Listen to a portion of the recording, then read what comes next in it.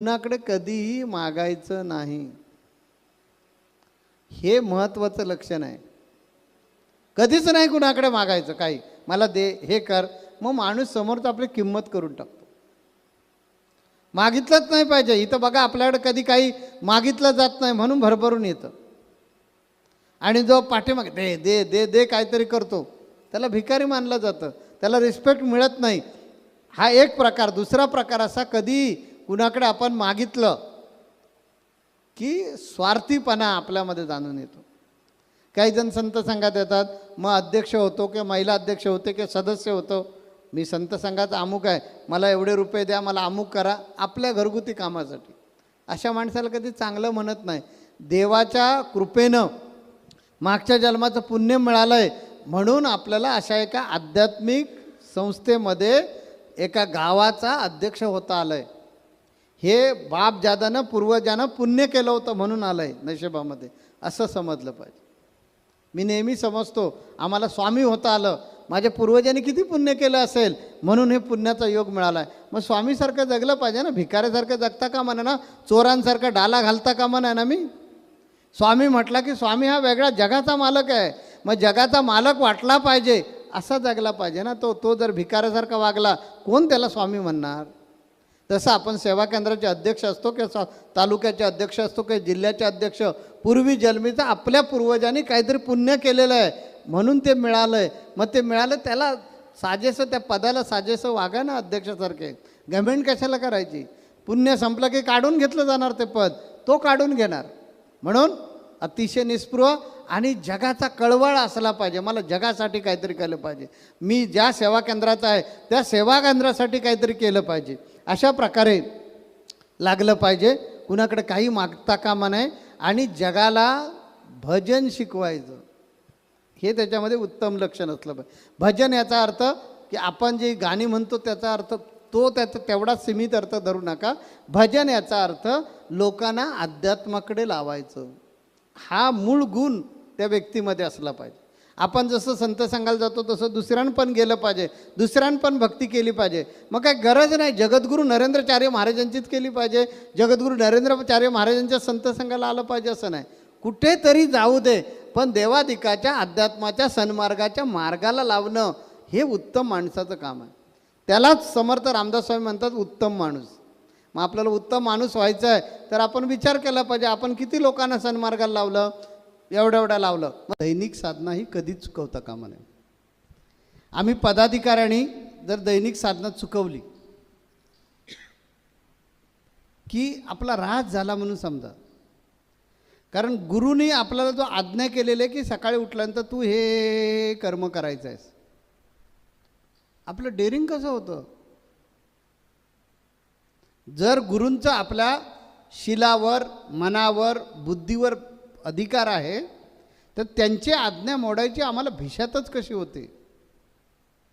बघा, मी जो विचार मांडतोय ना तो वेगळ्या भूमिकेतून मांडतोय की गुरु जे आहेत यांचा माझ्यावर पूर्ण अधिकार आहे, अशा समजणाऱ्या भक्तांसाठी मांडलेला विचार आहे. जो असं समजतो गुरु माझं सर्वस्व आहे, मी त्याला संपूर्ण माझा जीवभाव विकलाय, तर त्या मालकाची, त्या स्वामीची आज्ञा मोडायची माझ्या भिशात कशी होते? असं ज्या दिवशी आपल्याला वाटायला लागेल त्या दिवशी खऱ्या अर्थानं आपण आध्यात्मिक आहोत. ज्या वेळेला आपल्याला वाटतं काय हरकत नाही, मी जिल्हाध्यक्ष आहे किंवा मी निरीक्षक आहे त्यामुळे नाही साधना केली तरी चालू शकते, कारण ही सुद्धा सेवाच आहे ना, त्या दिवशी समजायचं आपली घसरण व्हायला सुरुवात झालेली आहे. आपला श्रद्धाभाव किती असला पाहिजे?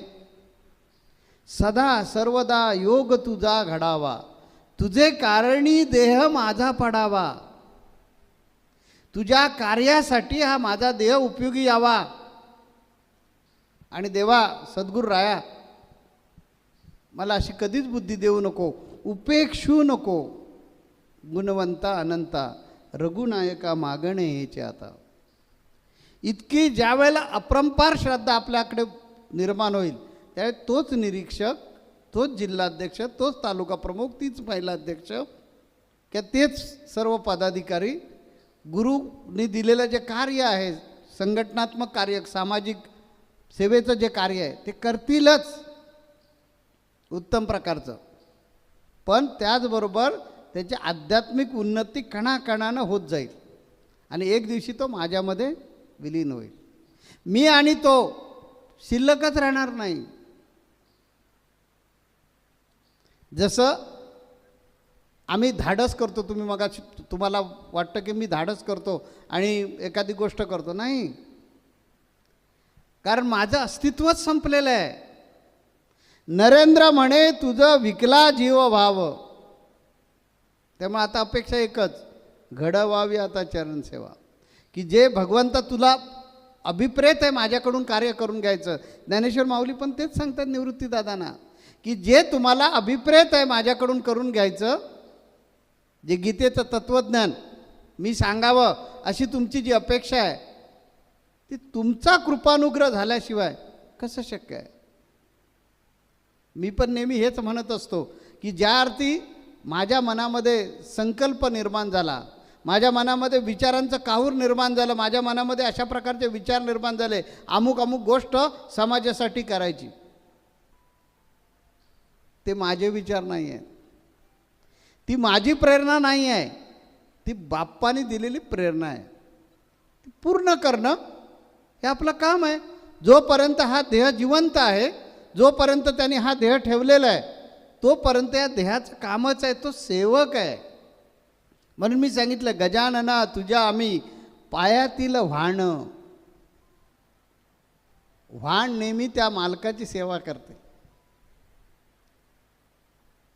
ते काम जे आहे हे काम सेवकाचं आहे, की गुरुरायांना जे अभिप्रेत आहे, समाजाचं कार्य अभिप्रेत आहे, त्याची प्रेरणा त्यांनी दिलेली आहे आणि त्यामुळे ती त्यांची प्रेरणा आहे, त्यांचं ते उद्दिष्ट आहे, त्यांचं ते ध्येय आहे, ते पूर्ण करून घेण्यास ते समर्थ आहेत. आपण पत्रिकेवर नाव छापतो, म्हणजे पत्रिकेमध्ये मजकूर छापतो.